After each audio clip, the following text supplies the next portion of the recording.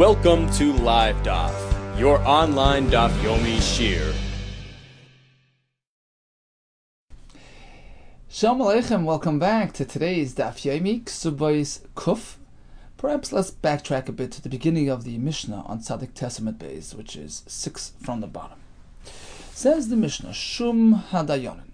We are speaking about Dayanim, a Bezdin who got involved in appraising property belonging to a borrower or a fellow who passed away, whose widow has a Kesuba claim. In any case, the Dayanim made their estimate. They appraised a certain property in order to pay up a creditor. And what happened? They misjudged. They either under-evaluated or over-appraised. Shepichas ushtus. They undervalued that property and sold it for a sixth less than its actual value. Or they added, they overcharged by the amount of a shatus, a sixth, which is a significant amount. Michron batel, their sale is null and void. Rabban Shimon begamliel omer, no, michron kayam, their sale stands, even though it was a significant mistake. Imkain, because otherwise, ma kayach bezdin yafe. In which way would the bezdin, as the supreme authority, the leaders of the community, how would they assert themselves? Meaning, we don't treat the bezdin like an average citizen. They have extra authority, extra power, and what they do is a done deal. So even though they made this mistake, so to speak, this discrepancy in terms of value, the sale stands. Aval, continues the Mishnah, Im asu igeres bikuras beinein. This goes back to the Tanakama, who maintains that even a mistake in terms of a shirtus, a sixth off, would nullify the deal. But let's say they made igeres bikuras. They declared an open auction, open bid. Igeres literally means like a letter, like an announcement. They declared a bikuras. Everybody come examine, come check it out, and place a bid. Also igeres bikuras b'nein. So since it was presented to the open market, whatever happens, happens. Afilu machru shave mana b'mosayim. Even if it turns out they took a property worth 100 and sold it for 200, or the opposite. They took something worth 200, so they thought, but they only received a bid for 100. That's its actual value. That's the way it goes. Supply and demand. Whatever was offered, that is what stands. Michron kayam. So this is in contrast to the previous Mishnah. The almana herself, the widow herself, sells off the assets for the Kesuba, etc. There, even a slight error on her part invalidates the deal. But here we have the bezdin who got involved. They sold it off.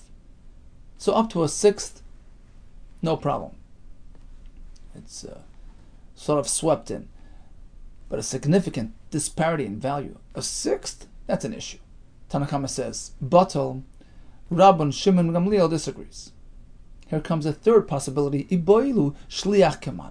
Asks the Gemara, suppose it wasn't the almana herself. It wasn't the bezdin. Rather, it was somebody acting as an agent on behalf of a borrower, etc. He's trying to appraise and to sell off the properties. And he makes a mistake. How do we treat him? Any error invalidates, like the almana, or do we give him some leeway, like the bezdin? We have a machlekes. Rava Amar Rav Nachman. According to Rava, Rav Nachman held that shliach kedayanan. We treat a shliach like the bezdin. You have up to a sixth. Rav Shmuel Bisna Amar Rav Nachman. His opinion of Rav Nachman was differently. Ke almana. We treat a shliach like a private person, like an almana. In which case, even a slight mistake invalidates the appraisal and the deal. What's the background to this machlekes? Why compare him to the almana or to the bezdin? Explains the Gemara. Rava Amar Rav Nachman. Why is a shliach kedayanin? Very simple. Ma dayanin lav lididu, just as when the dayanim sell a property, it's not for their personal benefit. They don't have an agenda. They're just servicing their citizens, and therefore we assume they acted with integrity and tried to get the best deal, and therefore we give them some wiggle room. Af shliach nami lav lididei. Same with a shliach. He has no personal interest here. He's just an agent, in which case we assume he did it with integrity to the best of his ability. La fuki almana, as opposed to the almana, who's selling for herself, for her own personal claim, in which case perhaps she was a bit negligent, a bit careless, and acted in haste, in which case even a slight discrepancy is mevatel the deal. So Rava holds, shliach matches up with the dayanim, we give him some leeway up to a sixth. Rav Shmuel Brisna, Amar Rav Nachman, compares the shliach to the almana, ki almana. Why this comparison? Ma almana yechida, because just as the almana acts one alone, and therefore we want to ensure that she's doing it properly, and we say any sort of discrepancy undoes the deal. You have no right to, just do things on your own without soliciting outside help, unless you're actually on target. So anything off invalidates. Av shliach yachad. Same thing with a shliach. He's acting on his own. La fuke bezdin de rabbim ninu, as opposed to the bezdin in our Mishnah. We're speaking about a rabbim, 3 people who are evaluating, who are appraising this property. So it's being done by consensus. There's more reason to believe that they're actually evaluating properly, and therefore we give them that leeway, or we are not very particular with their conclusions. So it has more validity. It's certified by the Bezdin, and therefore it carries weight.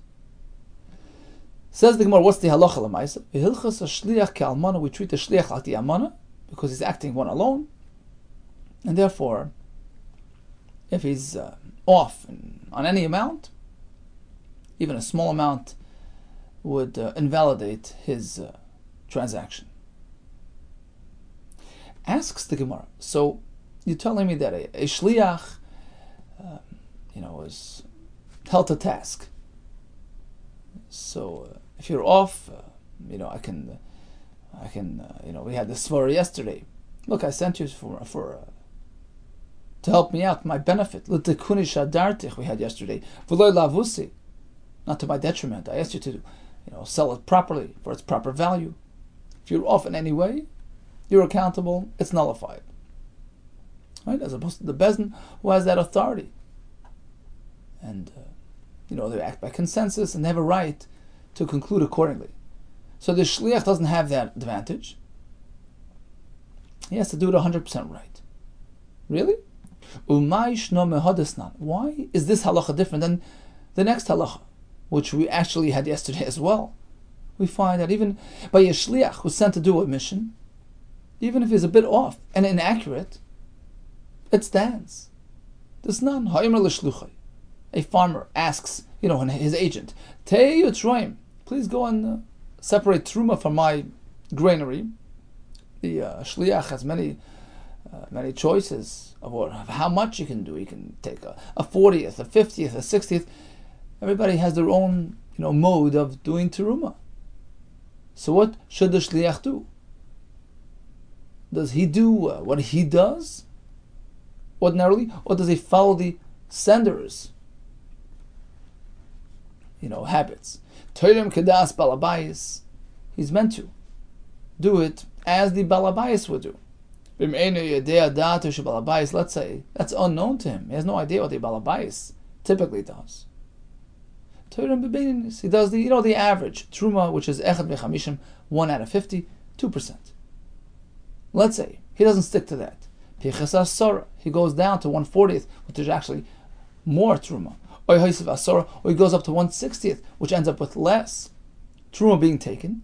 In either case, Teruma said Teruma, the Truma stands. Even though he's deviating, he's meant to do the average, he deviated, it stands. But he's a shliach.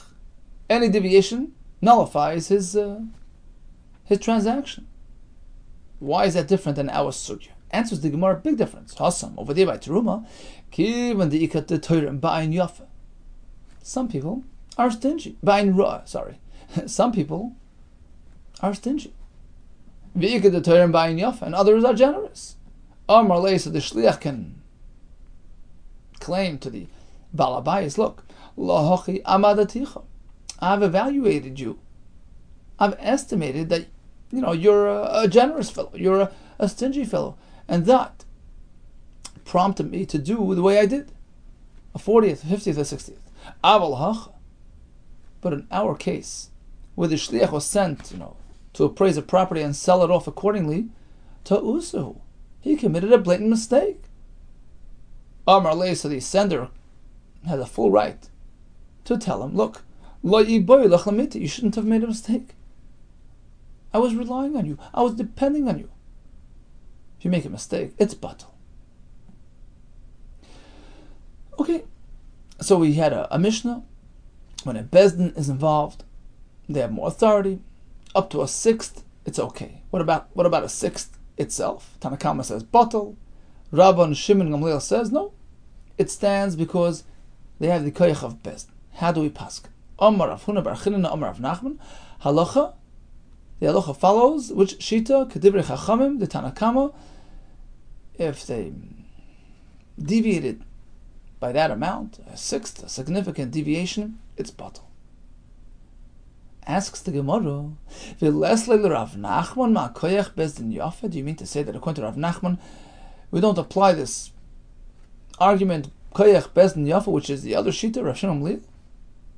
We sort of treat Bezdin like ordinary people.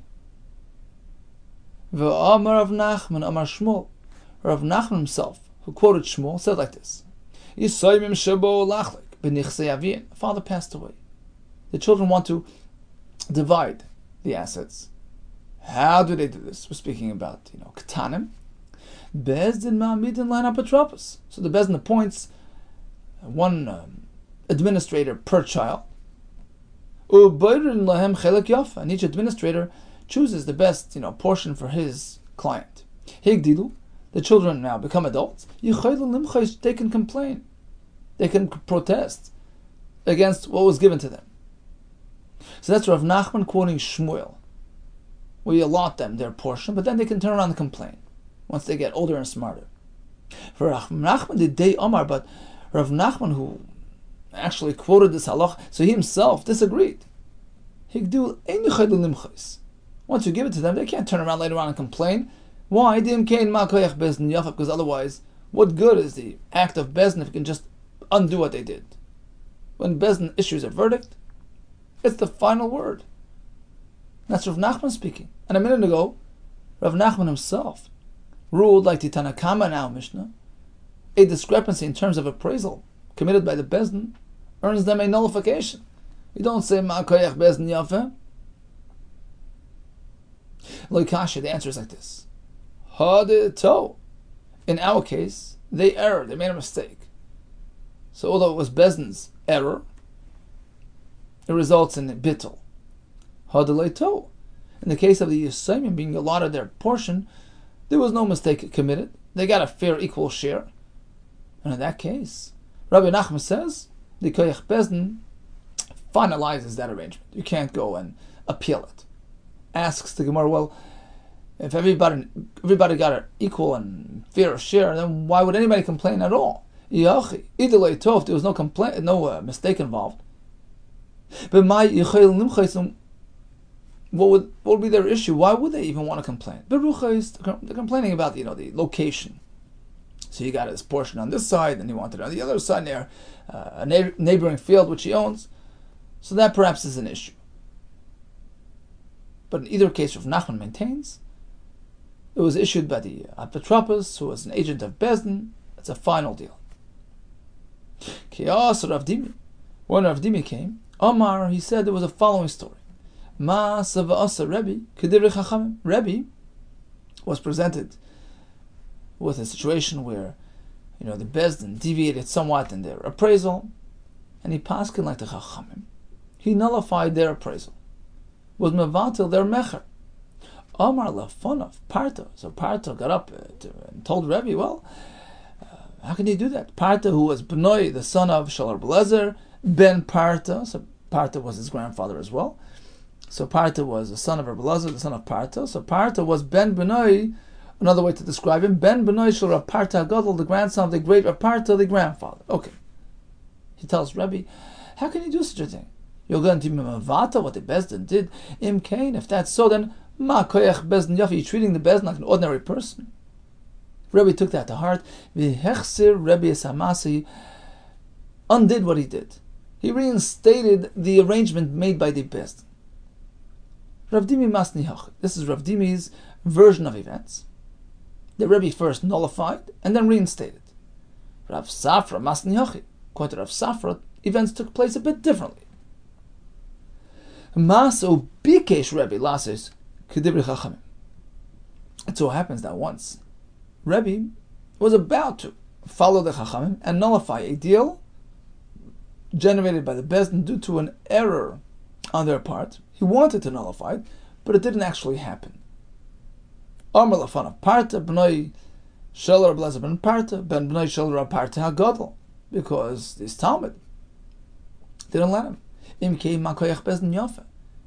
If you're going to be mevatel what the Bezdin did, you're negating Bezdin. And Rebbe changed his mind. Loi asa Rebbe Samasa, and therefore Rebbe just left it as is, did not really get involved. So according to this version, Rebbe wanted to be mevatel what Bezdin did, but didn't actually carry that out. According to the previous version, he did cancel what they did, but then he reversed it and reinstated. What's the machlekes? Leima baka miflegi. Perhaps the machlekes revolves around the following question. You see, the concept of koyach Bezdin yafa is a clear-cut, concept, halacha, or whatever, in our Mishnah. So now when you make a mistake regarding this type of clear-cut concept, it's called a Ta'abidvar Mishnah. The Mishnah doesn't necessarily mean a Mishnah. It could even be a halacha presented by an Amoira, but it's a clear-cut, clearly presented concept or halacha. And if you err, you make a mistake regarding such a halacha, that's called Ta'abidvar Mishnah. Mar Savar Ta'abidvar Mishnah Chayzer. The first version of events maintains that when a dayan discovers that he erred in terms of something which is a clear-cut halacha, Chayzer, he can reverse his ruling. He can just undo it. It was a mistake to begin with. Look, there's a halacha against what I did. So that was the first version of events, the first shita of Dimi. Although Rebbe initially did cancel what the Bezdin did, but then he said, well, what do you mean? Yeah, Makoyach Bezdin Yafa, that's a Mishnah. I want to go back on it. And he was able to reverse what he did and reinstate the appraisal on the sale. Umar Savar Eino Chayzer.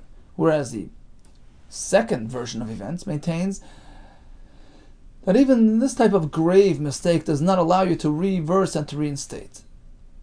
Rather, he was about to cancel. He didn't actually do anything because had he gone that far, he couldn't come back and reverse it.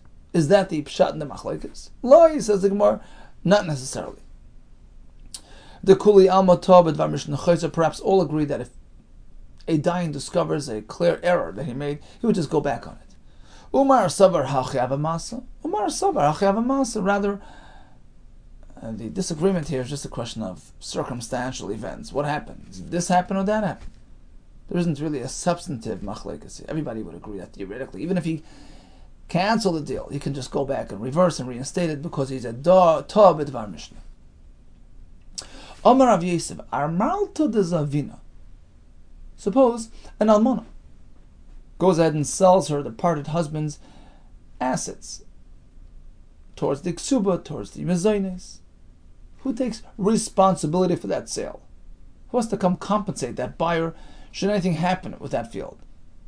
Perhaps it would be discovered to have been stolen by the husband. Perhaps a creditor of the late husband will come and claim that field. Who takes responsibility? The almana, who is technically the seller here, or the yisayimim? Because she's just representing the yisayimim. She's their agent. She's helping them, sell off these properties to provide for her claim. The answer is number 2. Achrayus ayasmi. The yisayimim are responsible for the sale. The same thing with a bezdin. Bezdin is oven. Bezdin is selling off properties in order to provide for the isha and the yisayimim, right? Isha v'habonis.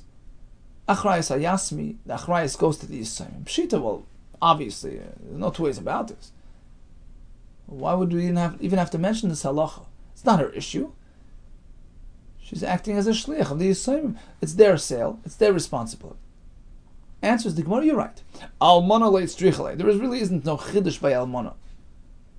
Now the achrayus goes to the yisayimim. Ki itzrichle beidina. The chiddush is by the bezdin. Ma'udatema, perhaps I would say. Kol dezarim beidina. When a fellow buys a property from the bezdin, that's it's a public event. It's by auctioneering, by bidding. It's a major event. Adata. So what is his mindset? He's buying it knowing that this is major news. Everybody's talking, and chances are, if anybody has any claim on this field, it's going to surface right now. So he doesn't even bother taking achrayus. He doesn't even bother seeking a guarantee on the sale. Kamashmon, the chiddush is no. Even in this case, when you purchase by way of bezdin, you want to be sure and secure you are demanding achrayus. And the achrayus is incumbent on the yisayimim. After all, it's being sold on their behalf.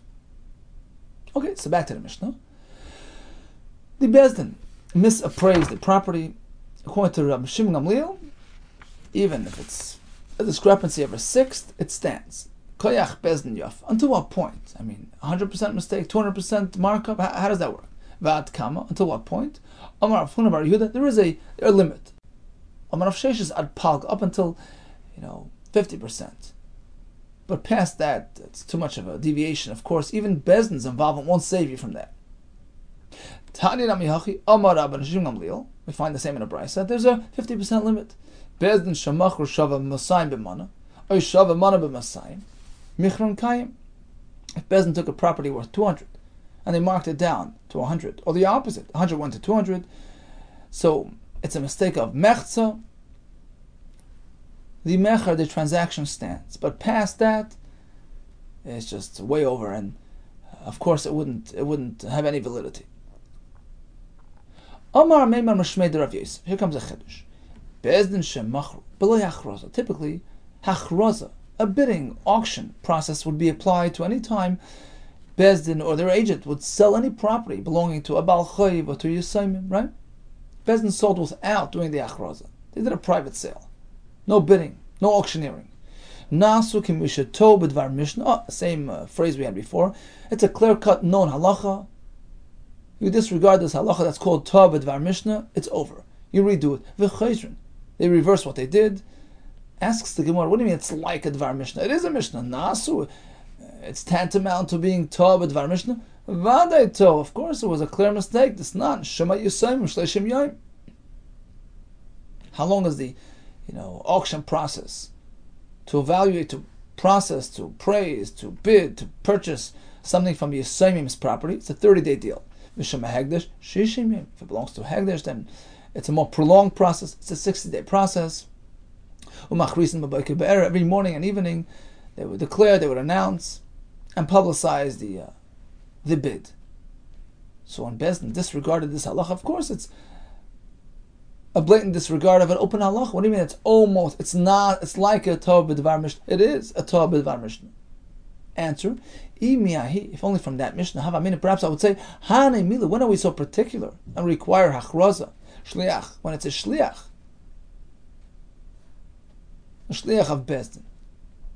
Aval Bezdin, but perhaps when Bezdin themselves are involved, so as long as they appraised it and they sold it, it has validity, they're experts, and it would stand even without the hachraza. Kamashmon the chiddush is no, hachraza is a necessary component without which it has no validity. So it has to be presented to the open market. Eisvir ravash lamema. Amema, you say that hachraza is vital? Shema dayanan. What about our Mishnah? The Dayanan made an appraisal, but they were somewhat off. Shepichso shtus, yisiru shtus, they were down a sixth or upper sixth. Michram batal, the Mishnah says, null and void. That's the Tanakam. Let's make a diuk. Hashava b'shava. Suppose they got exact value, perfect value. Michram kayim, then it stands.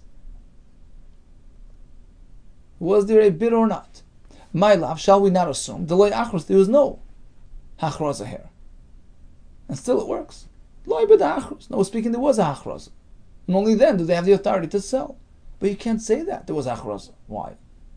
Because when you take a look at the next halach in the Mishnah, which clearly relates to hachraza, but the achros havi, right? The Mishnah says igoris bakoris. We'll see in a second. So obviously, the first part of the Mishnah, Reisha, but the loy achros is speaking that there was no hachraza. Diktani sefer, because the Mishnah continues and says, well, im asu geros bakoris. If in fact they invited bidders, afilu machru shava mana b'masai, oy shava masai b'mana. Even if there was a large discrepancy in terms of the value and the purchase price, 100 was sold for 200 or 200 for 1, Michron Kaim, it works. Because there was a hachraza, it was presented to the open market, that's what it fetched. That's the last part of the Mishnah. But the initial part of the Mishnah, which speaks about a sixth invalidating the deal, right? A hisafa or a pichos of shtus, being mevatel the mecher. Why? Apparently there was no hachraza. Elolaylam b'dlei achros. Correct. You're right on. Apparently, we're not speaking about a hachraza, they sold it off privately. I thought hachraza is ma'akev. Well, it depends when. Time, place, item, all these factors influence whether or not we have hachraza. But like Kasha, the answer is, Kan b'davorim shemachrizn aleim, when a member requires hachraza as an absolute, that's things that have hachraza. Whereas the Mishnah is speaking about items which don't elicit achraza. Why? What are those things that don't have achraza? Ha'avadim, slaves, ha'matatlan, movable items, v'ashtaris, documents that are being sold off for their inherent value. Why don't these things have achraza? Why do we keep these things under wraps when we sell them? We don't make a big deal. Why? Avodim tamamai. Why by slaves? Shema yishmu v'yivrchu. They'll get wind of the fact that they're up for sale and they'll be gone overnight. They'll run away. V'tatlum nishtaris shema yiganvu. Various items, you put them up for bid. Unless you have proper security, they might disappear on you. So these items don't have achraza. And apparently, that's what our Mishnah is speaking about. And therefore, hachraza is not a requirement. People are saying another possible answer would be kan b'shah shemachrizin, kan b'shah she'ein machrizin. All depends on timing, on purpose. Why are we selling these items? So sometimes you need hachraza. Sometimes hachraza is not really a requirement. Da'amri nardoi, as nardoi tell us, if it's a time-related emergency situation, you sell it off without achraza. For instance, lekarga, to pay up the taxman. Right? So the head tax, the IRS is knocking on the door. You better pay up quickly. No time for appraisals and bidding wars. Limazoni. You have to feed the kids or the wife. Lekvura. Somebody passed away. No time to waste. In all these cases, mizabnina b'le'achrasta, we're allowed to sell without presenting it to the general public. Another third possibility would be it's all a matter of location. There are places where they do achraza, places where they don't. Why not? It never happened. In the town of Narda, they would never issue an igeres bakaris, which means invite the bidders to present their appraisals. Why? Savar mina. The Bnei Yeshiva figured, because in Narda, they're polished, sharp businessmen. They can appraise an item just by looking at it. We don't need the open market to weigh in. Is that the reason? Amar le Rav Yosef, Amar lehu Rav Yosef, Barman Yumi. It was explained to me in the name of Rav Nachman, or Rav Nachman himself explained to me. That's not the reason. Rather, we avoid hachraza because it's embarrassing. It's shameful. It's going to discourage people from buying these properties. Because if you go and it's presented to the open market, and then you expect people to buy it, people are ashamed and embarrassed. Concerned that people might approach them in the street and say, well, I know where you got this property from. You bought it at the auction. When that poor fellow, had to sell off his properties at a discount because of his desperation, that doesn't give him any honor, doesn't add him any respect, and therefore people will shy away from these properties. We don't publicize it. We keep it quiet. So in these situations, whether it's the types of items that we don't do achrazda for, the location or the timing, achrazda is not required. And in fact, these cases are reflected in our Mishnah, which doesn't make a reference to achrazda, at least in the first part of the Mishnah. Whereas Amemar is speaking about your typical case, a typical town, properties that are not sold in haste.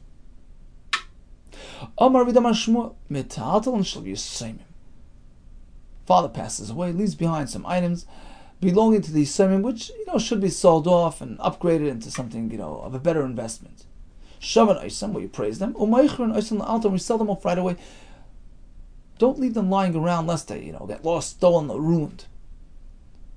Rav Chizda Amar Avimi, he says no, Meichron Oisam L'Shvokim. Wait around until the market day arrives, in which case you can get a better deal. Don't rush and sell them in haste. There isn't really much of a dispute here, whether to sell it now or to wait for the market. Hada mikrav shuka, hada marachak shuka. When the market day is just around the corner, wait for that. When it's far away, the marachak shuka, still plenty of time to wait. Then don't take any chances. Try to get rid of the assets right away. According to the Rambam, it means if the shuk is nearby in close proximity, distance-wise, so you aren't really taking much of a risk taking them over, do it at the shuk. But if it's a long trip, in which case you're jeopardizing your merchandise, taking them over long distances, through hostile territory, better just sell it off here and get whatever you can get for it. Rav Kahana, Hava biyade. Rav Kahana had in his possession shichra, beer belonging to an orphan. The Rav Meshar Shibachel Koi, who was actually a yasma, an orphan at that time. Wanting to get the best price for the beer, Shahayi Adriglo, he waited until the Yom Tov came around. Amar, he said like this: Avagav the Nafal it's itzata, even though it's getting somewhat, it's losing its quality, it's getting somewhat spoiled, but still in line with supply and demand, because it's going to be middle of the Yom Tov, everybody's going to be looking for this, so it's going to fetch a good price, and in good terms. Maisi Zuza Harifa, it's going to bring in real money, as opposed to being compelled to sell it on credit. This way he waited, even though it lost its value, but ultimately it was to their gain. Ravina, he also was taking care of something belonging to the Yisraelim. Hava biyadi, he had in his hands chamra, some wine belonging to a yasam. Ravina Zuti Yasma, belonging to the yasam by the name of Ravina Zuti, who was actually his nephew, Bar Achse, son of his sister. So he had this wine, and he wanted to go take it to the market. And Ravina himself also had his own personal wine, which he was transporting to the town of Sichra by way of ship. So he was carrying by way of a boat, and he wanted to know whether he can take along the wine belonging to the Yisraelim on that ship as well. Also, he came to present a question to Rav Ashi. Amarle asked him, "Ma'olam tuye badon? Is it okay if I bring that wine with me? Or perhaps I shouldn't be, taking this risk and endangering the wine by traveling on a ship with it for long distances. Amarle, he tells him, go ahead, Zil, you can take it along with you. It's no better than yours. The same level of care that you apply to your own possessions, you apply to the Yisayim. And just as you're carrying yours with you, you can take that along with you as well. Continues the Mishnah. You have a Ktana married to a man, married by her brother or mother, not her father, so it's not a proper marriage. In which case she can just walk away, and she rejected her husband. Hashniya, or in this case we're speaking about an Isser. She was an Arayis, a secondary Arayis, a mother's mother, which is only Asr Midirabbanan. Va'ailanis, she was married to a man, but she was unable to bear children, medically unable. Eilain Ksuba, in all these cases, the Isha, upon divorce or death, is not entitled to a Ksuba.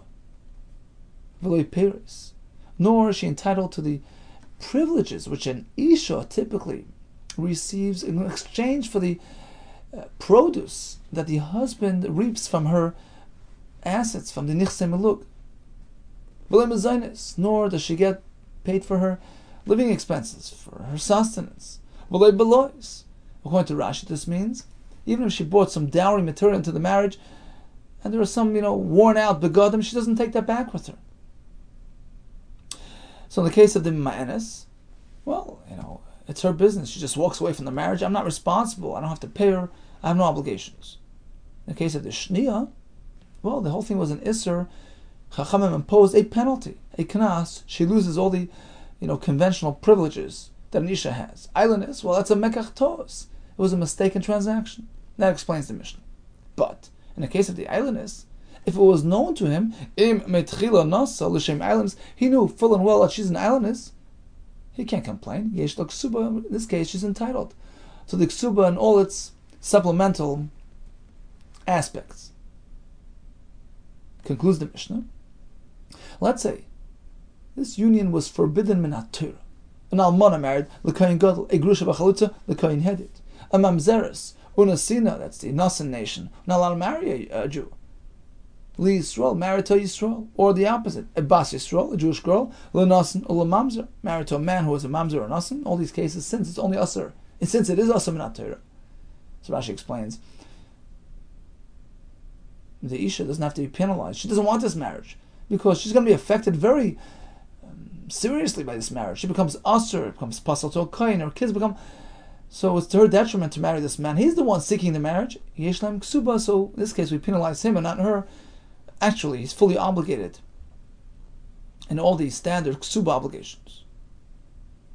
So let's go back to the first word of the Mishnah. Ha-mema enes. Ektana, who married and walked away, rejected her husband. Everything's null and void. It's almost as though she never married. So Rav Tani, Ktana Yoitza Beget. Rav had a different girsa. According to his version, the Mishnah begins with the words Ktana, who received a get, who left the marriage by way of a get, by way of a divorce.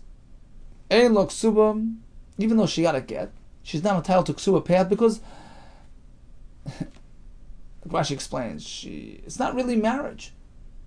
We treat it like there was never a marriage to begin with. So she can't collect her ksuba. Certainly, of course, goes without saying, she just walks away on her own, she rejects the marriage. That nullifies the entire marriage retroactively. She will not get ksuba. That's Rav's opinion. So even though she got a get, in the first case she got a get, so it appears like there was a marriage which was terminated by way of the get, but we know the truth. A ketana marriage is nothing.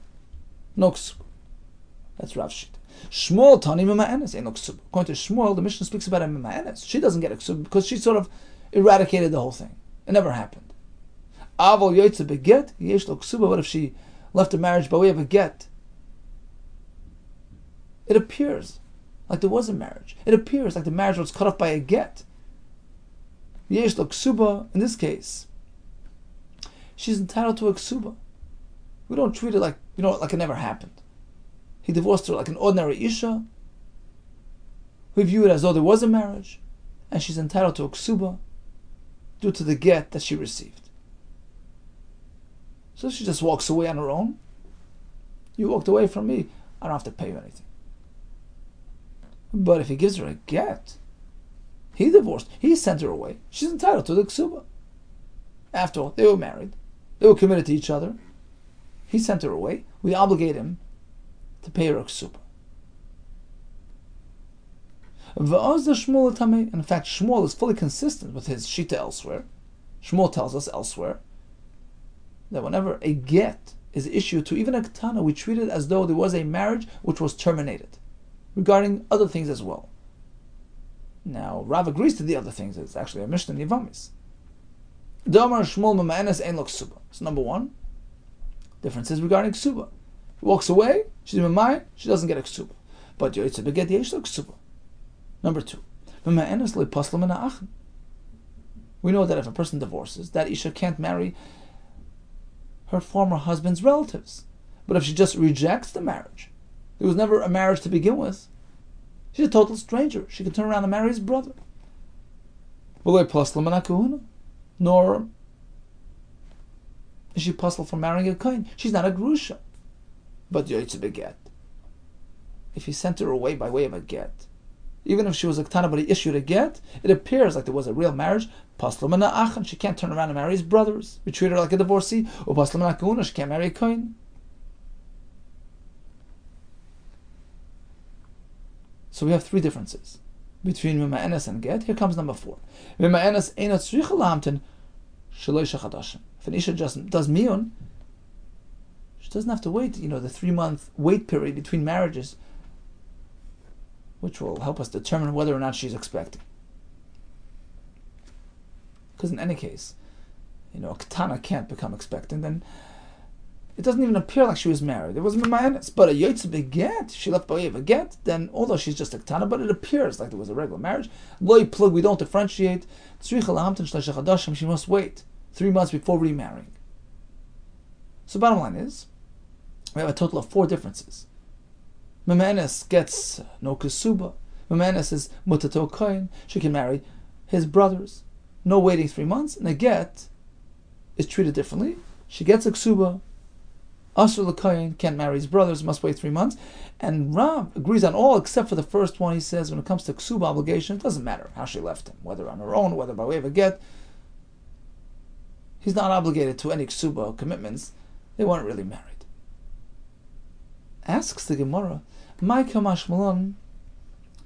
the point of Shmuel telling us all these distinctions? Tanina Kulu, everything has been said in a Mishnah. Hamamenas Beish, it's a Mishnah in Yevamis. When she does miyun, it's over. Hu muta b'krevis ha, v'hi muteres b'krevav, he can marry her relatives, she can marry his. V'loi paslaman kahuna, she can marry a kohen. That's because it's miyun. Not something like get. If he gave her a get, it appears like there was a marriage. It appears like a legitimate divorce. Who asur b'krevis Chachamim say you can't marry her relatives. If he asur b'krevav, she can't marry his. U'paslaman kahuna, she can't marry a kohen. So it's in a Mishnah. Why does Shmuel have to repeat this? You're right. Some aspects were in a Mishnah, but the last and final one with the 3 months, that's a chiddush by Shmuel. Tzricha lahamtin gimel chadashim, it's tzricha lei delay tanan. Shmuel needed to inform us that last halacha. If she left by way of a get, she must wait 3 months before remarrying. That's a chiddush which was not stated in a Mishnah. And that's why it was necessary for Shmuel to teach us that halacha. Let's do a quick chazor of today's daf. So what if there was a tos in terms of appraising the properties or the assets of the Baal Chayv, of the departed fellow, in terms of the Kesuba claim, etc. Almana, any error, even the slightest amount, nullifies the deal. Bezdin has up until a sixth. What about a sixth itself? According to Tanakama, it's batal. Rabbi and Shim Gamliel says, until it's 50%, you're okay because koyach Bezdin. What about a shliach? Well, that's a question. Machlekes. The halacha is that the shliach has a din like a private person. Any discrepancy nullifies the deal. When they sell properties on behalf of providing for the claims of the isha, of the mezainis, the achrayas falls on the Yisraelim's shoulders. We learned about the achraza, which is a necessary component in selling off a fellow's assets. We have some exceptions, metatl, and we don't want to publicize that lest they get stolen. Same if it's an urgent need, like karga, mezoni, and kfura, and same in tanam na'arda, where they're self-respect did not allow them to go through this process of buying, foreclosed properties, and therefore we refrain from doing achraza in order to, lest we discourage any buyers. Let's move on to the Mishnah. We have the Mima'enes, the Shnia, the Eilenis. In all those cases, there's no ksuba, peres, mezonis, belois. We treat the marriage as almost null and void. Regarding a ktana, well, when it comes to Mima'enes of a ktana, of course, nothing happened. It's as though there was no marriage. What if she was sent away by way of a get? So when it comes to marrying a kohen, relatives, waiting 3 months, we treat it as though it never happened. In that case, according to if it was by way of a get, so yeah, we treat the marriage as though it did happen. She can't marry a kohen, also to his relatives, and must wait 3 months. Regarding a ksuba, that was the machlekes. Rab says, well, there is no chiv ksuba in this case because she was a ktana. Now she's out. No chiv ksuba. Whereas according to Shmuel, since a get was applied, we treat it like a regular marriage, in which case there is a chiv ksuba. All the best to you and hatzlacha, Rabbi.